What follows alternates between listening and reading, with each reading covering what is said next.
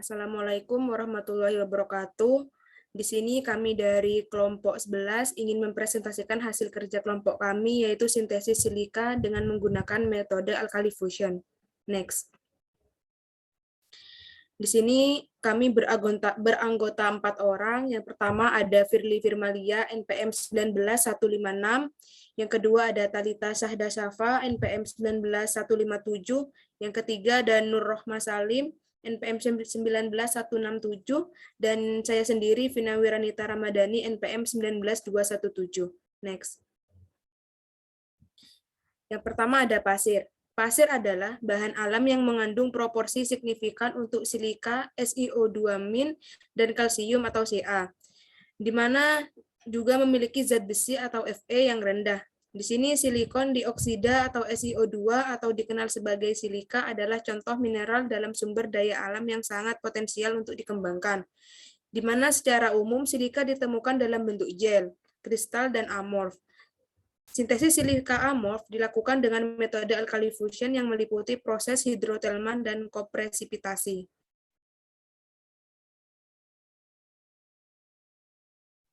Selanjutnya, sintesis silika amorf ini dilakukan dengan metode alkali fusion yang meliputi proses pemurnian, proses termal, dan proses kopresipitasi. Yang pertama, proses pemurnian pasir kuarsa dilakukan dengan langkah-langkah seperti berikut. Yang pertama, pasir kuarsa dicuci dengan aqueous selama 5 kali, kemudian dikeringkan. Setelah itu, diseparasi untuk menghilangkan unsur besi menggunakan pemisah magnetik. Kemudian, penghalusan butiran dengan proses milling hingga diperoleh serbuk pasir yang halus dengan ukuran 200 meg. Tujuan memperkecil ukuran ini agar memperluas permukaan kontak antara pasir dan parut sehingga lebih banyak terjadi interaksi selama proses pencucian pasir. Kemudian selanjutnya yaitu dilakukan perendaman dengan HCl 2 molar minimal 12 jam. Proses perendaman ini bertujuan untuk mengurangi pengontor yang terkandung dalam silika. HCl dipilih sebagai pelarut karena pengontor mudah larut dalam pelarut asam seperti HCl. Kemudian hasil rendaman dicuci sebanyak 5 kali dengan aqueous hingga mendapatkan pH netral yaitu pH 7. Kemudian disaring menggunakan kertas saring. Tujuan untuk mendapatkan pH netral yaitu 7 ini karena silika tidak larut sehingga diharapkan pada kondisi tersebut mendapat silika berlangsung secara optimal. Kemudian selanjutnya hasil saringan kemudian dikeringkan pada suhu 50 derajat Celcius dan dihasilkan mikrosilika. Pemanasan ini bertujuan untuk mempercepat laju reaksi dan pengadukan bertujuan untuk mempercepat kontak antara zat pelarut dan pelarutnya.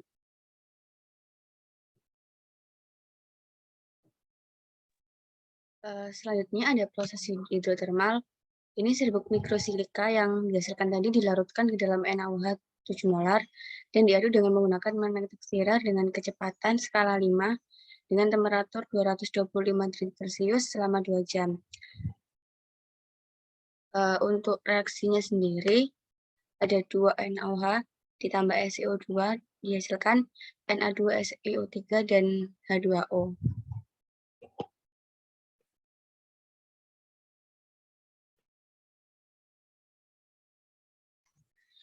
Selanjutnya proses kopresipitasi yang dimana larutan itu disaring dikopresipitasi melalui proses titrasi dengan meneteskan larutan HCl 2 molar. Untuk proses titrasi ini dilakukan sampai terjadi perubahan pH larutan dari yang awalnya 13 sampai 14 menjadi 7.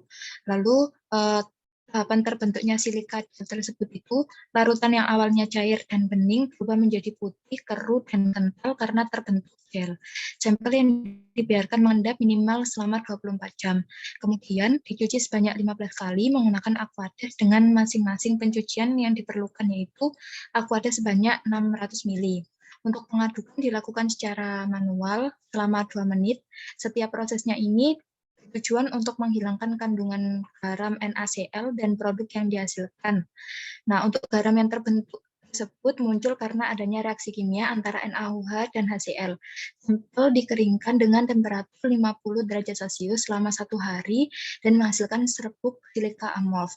Untuk reaksinya, dapat dilihat yaitu Na2SiO3 direaksikan dengan 2H2O dan 2HCl menjadi SiOH4 dan 2NaCl. Selanjutnya untuk SiOH4 menjadi SiOH2 dan 2H2O.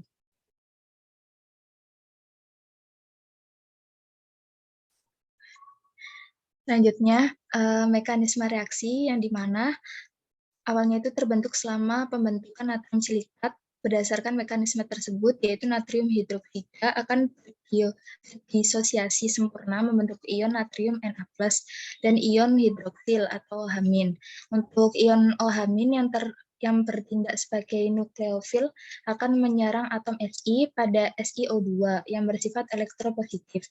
Kemudian untuk atom O yang bersifat elektronegatif akan memutuskan satu ikatan rangkap dan membentuk zat antara SiO2 OH-.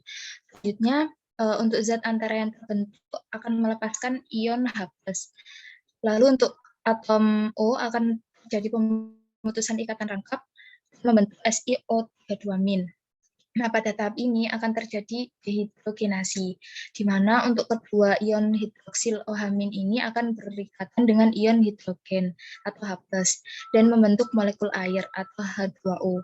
Untuk molekul SiO32- ini yang terbentuk dengan muatan negatif akan diseimbangkan oleh dua ion Na+, yang terbentuk sehingga akan membentuk natrium silikat atau Na2SiO3. Selanjutnya, larutan natrium silikat yang terbentuk itu kemudian disaring untuk memisahkan larutan filtrat dan residunya. Setelah itu, filtrat Na2SiO3 yang diperoleh ditambahkan HCl 6 molar sambil diaduk sehingga membentuk gel yang kemudian disimpan selama 18 jam. Pembentukan silika gel yang diperoleh dengan penambahan larutan HCl ke dalam larutan Na2SiO3 dengan pH yang awalnya 11 hingga mencapai 7, lalu membentuk asam tetraortosilikat atau SiOH4 dan kemudian natrium klorida NaCl. Untuk reaksinya dapat dilihat sebagai berikut. Tujuan dari penambahan HCl sendiri yaitu untuk memungkinkan terjadinya pertukaran antara Na+ dan H+ yang sehingga akan membentuk asam silikat.